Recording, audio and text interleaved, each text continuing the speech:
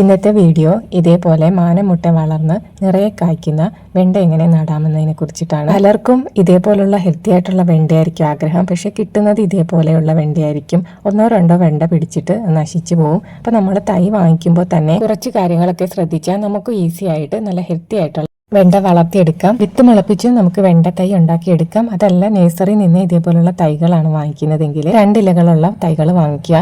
പിന്നെ നമുക്ക് തുടക്കത്തിൽ ഇതേപോലെ പാല് നേർപ്പിച്ചൊഴിച്ചു കൊടുക്കാം. ഉഴുന്ന് വെള്ളത്തിലിട്ട വെള്ളം നേർപ്പിച്ചൊഴിച്ചു കൊടുക്കാം. പിന്നെ എപ്പോഴും പറയാറുള്ളത് പോലെ തന്നെ മണ്ണ് തയ്യാറാക്കുമ്പോൾ കുമ്മായിട്ട് ട്രീറ്റ് ചെയ്ത മണ്ണിൽ തന്നെ വെണ്ട നടാൻ ശ്രമിക്കുക. കാരണം വെണ്ട പെട്ടെന്ന് തന്നെ വേര് ചീയൽ ബാധിക്കുന്ന ഒരു ചെടിയാണ്. അപ്പോൾ അത് ശ്രദ്ധിച്ച് വേണം നമ്മൾ നട്ടു കൊടുക്കാൻ. പിന്നെ നല്ല രീതിക്ക് തന്നെ ഇതേപോലെ ചകിരിച്ചോറ് ചേർത്ത് കൊടുക്കണം. കാര്യം ഇതിൽ നല്ല വേരോട്ടം ഉണ്ടെങ്കിൽ ചെടി നന്നായിട്ട് വളരുകയുള്ളൂ. ചാണകപ്പൊടിയോ എല്ലുപൊടിയോ ഒക്കെ ചേർത്ത് ട്രൈക്കോഡർമ ചേർത്ത് സമ്പുഷ്ടീകരിച്ച മണ്ണിലാണെങ്കിൽ വേര് ചീയൽ ഒരിക്കലും ഉണ്ടായില്ല. വീട്ടിൽ ഉപയോഗിച്ച് കഴിഞ്ഞ തേയിലമട്ടും ഇതേപോലെ നമുക്ക് ചെടിക്ക് ഇട്ട് കൊടുക്കാം. അത് നല്ലൊരു നൈട്രജൻ വളമാണ്. ഗ്രോ ബാഗിൽ മണ്ണ് നിറയ്ക്കുന്നതിന് മുമ്പായിട്ട് ഗ്രോ ബാഗിന്റെ താഴെ ഇതേപോലെ കരിയില ഇട്ട് കൊടുക്കാം. ഇങ്ങനെ ചെയ്യുമ്പോൾ കുറച്ച് മണ്ണ് ചേർത്ത് കൊടുത്താൽ മതി. ഇപ്പൊ ഇത്ര പകുതിയോളം കരിയില ഇട്ടിട്ട് നമുക്ക് ബാക്കി മണ്ണ് നിറക്കാം. ഏകദേശം 3/4 ഭാഗത്തോളം മണ്ണ് നിറക്കാം. കൂടെ കുറച്ച് പച്ചിലയോ പുല്ലോ ഒക്കെ ഇട്ട് കൊടുക്കുകയാണെങ്കിൽ വേഗം ഇതൊക്കെ കമ്പോസ്റ്റ് ആയി കിട്ടും.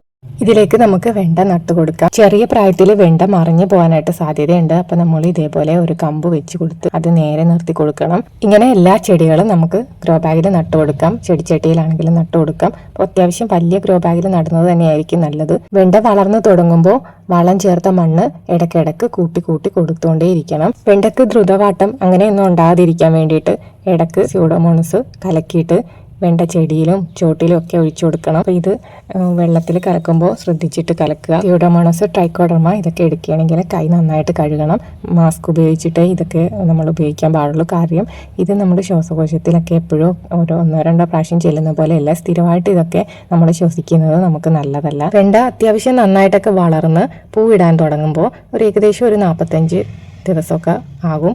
അതിനുള്ളിൽ തന്നെ ചെയ്തു കൊടുക്കേണ്ട വളങ്ങളൊക്കെ ചെയ്തു കൊടുത്താലേ നല്ല രീതിയിൽ അത് ഹെൽത്തി ആയിട്ട് വളരും. ഈ പത്തലിന്റെ ഇല വെള്ളത്തിലിട്ട് ഇതേപോലെ പുളിപ്പിച്ചിട്ട് ഡയലൂട്ട് ചെയ്ത് ഒഴിച്ചു കൊടുക്കുന്നത് നല്ലൊരു നൈട്രജൻ വളമാണ്. അപ്പൊ നിങ്ങളുടെ നാട്ടിലൊക്കെ പത്തലെന്ന് തന്നെയാണോ പറയാറ്? ചാണകം കിട്ടുന്നവരാണെങ്കിൽ അതും ഇതേപോലെ വെള്ളത്തിലിട്ട് വെച്ചിട്ട് ഒഴിച്ചു കൊടുക്കാം. അതും ഒരു നല്ല നൈട്രജൻ വളമാണ്. കഞ്ഞി വെള്ളത്തിൽ കടലപ്പിണ്ണാക്കിയിട്ട് പുളിപ്പിച്ചിട്ട് ഡയലൂട്ട് ചെയ്ത് ഒഴിച്ചു കൊടുക്കുന്നത് ചെടി ഹെൽത്തി ആയിട്ട് വളരാനുള്ള നല്ല നൈട്രജൻ വളമാണ്. 1 മാസമൊക്കെ കഴിയുമ്പോൾ തന്നെ നമ്മുടെ ചെടി പൂവിട്ട് തുടങ്ങും. പിന്നീട് നമുക്ക് നൈട്രജൻ വളങ്ങളൊക്കെ മാറ്റി വെച്ചിട്ട് fish amino acid, egg amino acid, പിന്നെ നമുക്ക് ഇതുപോലെ മുട്ടത്തോട് പൊടിച്ച് നേരിട്ട് ഇട്ട് കൊടുക്കാം. അങ്ങനെയൊക്കെ ചെയ്യുമ്പോൾ നമ്മുടെ ചെടി നന്നായിട്ട് വളർന്ന് കിട്ടും. പിന്നെ പഴത്തൊലി വെള്ളത്തിലിട്ട് വെച്ച് ഫ്രൈ ചെയ്യുന്ന ചെടിയുടെ ചോട്ടിൽ ഒഴിച്ചു കൊടുക്കുന്നതും വളരെ നല്ല വളമാണ്. ഉള്ളിത്തൊലിയും നമുക്ക് ഇതേപോലെ ഇട്ട് കൊടുക്കാം. വെണ്ടച്ചെടി വളർത്തുമ്പോൾ കീടങ്ങളുടെ ആക്രമണവും ഇതേപോലെ നേരിടാറുണ്ട്. ഇലകൾ ഇതേപോലെ കറുത്ത കുത്ത് വരാറുണ്ട്.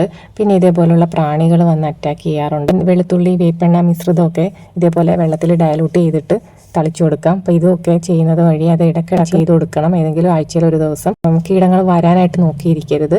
മറ്റുള്ള ചെടികളെ പോലെയല്ല, എളുപ്പത്തിൽ വളരുകയും വേഗം തന്നെ കായ്ക്കുകയും ചെയ്യുന്ന ഒരു ചെടിയാണ് വെണ്ട. അതുകൊണ്ട് തന്നെ ഇത് നടുമ്പോൾ മുതൽ നല്ല രീതിക്ക് വളം ചെയ്ത് കൊടുക്കണം. ചുവട്ടിലൊക്കെ വേപ്പിൻ പിണ്ണാക്ക് ഇട്ട് കൊടുക്കണം.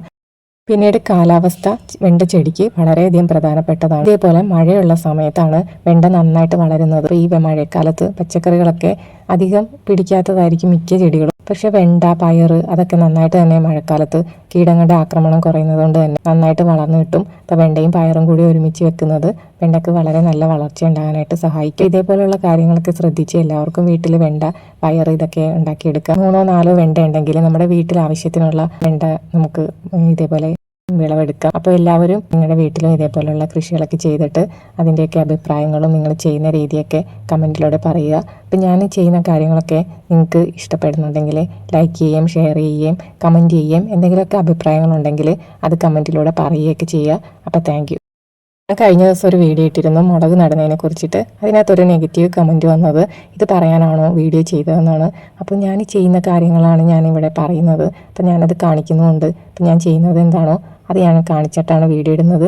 വിൽക്കാൻ മാത്രമുള്ള പച്ചക്കറികളൊന്നും ഞാൻ കൃഷി ചെയ്യാറില്ല. നമ്മുടെ ആവശ്യം കഴിഞ്ഞിട്ട് ആർക്കെങ്കിലുമൊക്കെ കൊടുക്കാൻ അടുത്തൊക്കെ കൊടുക്കാറുണ്ട്. അതല്ലാതെ നമ്മൾ വലിയ രീതിയിൽ വിൽക്കാൻ മാത്രമുള്ള പച്ചക്കറികൾ ഞാൻ ചെയ്യാറില്ല.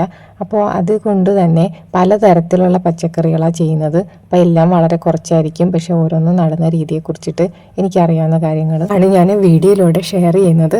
മാസീവായിട്ടുള്ള ഒരു ഹാർവസ്റ്റ് ഒന്നും ആരും എക്സ്പെക്റ്റ് ചെയ്യരുത്. കാര്യം നമ്മൾ വീട്ടിൽ ഉള്ള വേസ്റ്റായിട്ടുള്ള പച്ചക്കറികൾ വേസ്റ്റൊക്കെ ഇട്ടിട്ടും ചെറിയ രീതിയിലുള്ള വളങ്ങളൊക്കെ ചെയ്തിട്ടൊക്കെയാണ് നമ്മളിങ്ങനെ വളർത്തിയെടുക്കുന്നത്. രാസവളങ്ങളൊന്നും ഉപയോഗിക്കാറില്ല, ജൈവ രീതിയിലുള്ള വളങ്ങളാണ് ഉപയോഗിക്കുന്നത്. എന്ന് പറഞ്ഞതേ ഉള്ളൂ. ലൈക്ക് ചെയ്യുക, ഷെയർ ചെയ്യുക, സബ്സ്ക്രൈബ് ചെയ്യുക.